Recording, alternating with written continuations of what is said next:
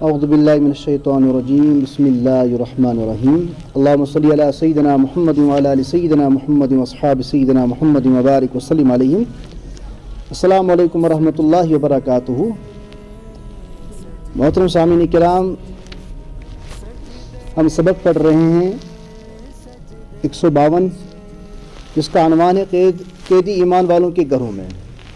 بدر کے واقعات کو ہم تفصیل سے پڑھ رہے ہیں۔ گزشتہ سبق جو ہم نے پڑھے تھے کہ غزوہ بدر ہونے کے بعد، شکست و فتح ہونے کے بعد، پھر نعشوں کی سنبھال، اور اس کے بعد جو قیدی مشرکین مکہ اور کفار قیدی بن گئے تھے، ان قیدیوں کے ساتھ کس طریقے سے مسلمانوں نے اخلاق کا برتاؤ کیا، یہ بھی پڑھ لیا تھا ہم نے۔ اور اس کے بعد 3 دن تک قیام رہا بدر کے میدان میں رحمت عالم صلی اللہ علیہ وسلم کا، اور پھر قیدیوں کو لے جا کر اسلامی لشکر مدینہ کے راستے پر گامزن ہو گیا، یہ بھی ہم نے پڑھ لیا تھا۔ اب جب قیدی مدینہ میں ایمان والوں کے ساتھ پہنچ گئے، اب ان قیدیوں کو کس طریقے سے رکھا جا رہا تھا۔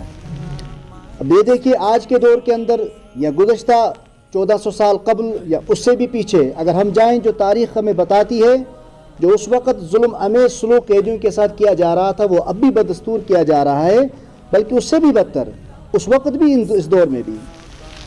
دشمن قیدیوں کو کال کوٹریوں میں بند رکھنا، رسیوں میں باندھ کر لٹکانا، نیز ہتھکڑیوں اور بیڑیوں سے جکڑنا، ٹارچر کرنا، یہ کوئی تازہ جاہلیت نہیں، یا صرف آج کے مہذب دنیا کی ہی کہانی نہیں، یہ تو صدیوں سے ریت چلی آ رہی ظلم کی ایک بدترین رسم ہے۔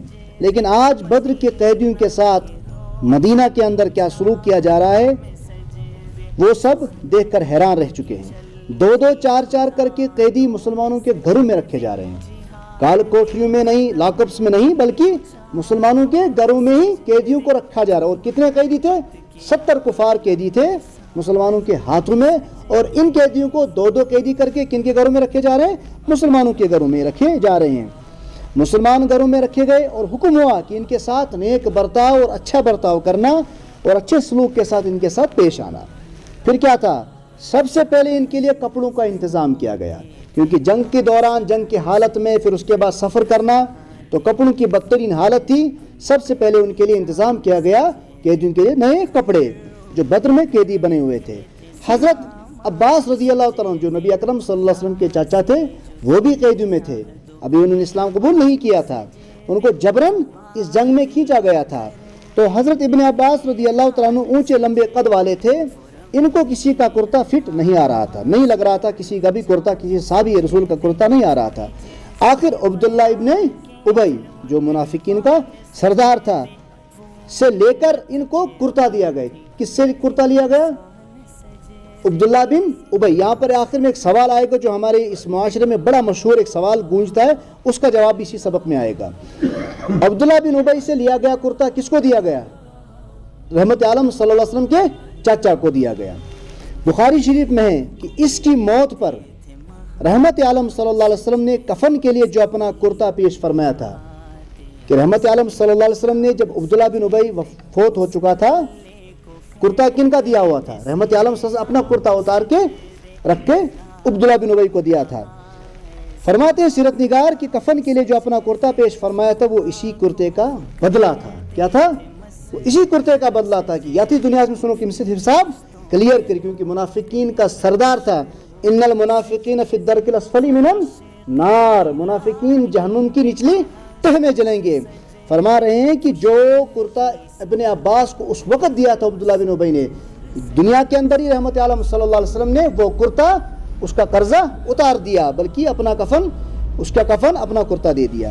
اس کے علاوہ قیدیوں کے ساتھ کیا سلوک اور نیک برتاؤ ہو رہا تھا، اس کے لیے بس ایک ہی قصہ پڑھ لیجئے۔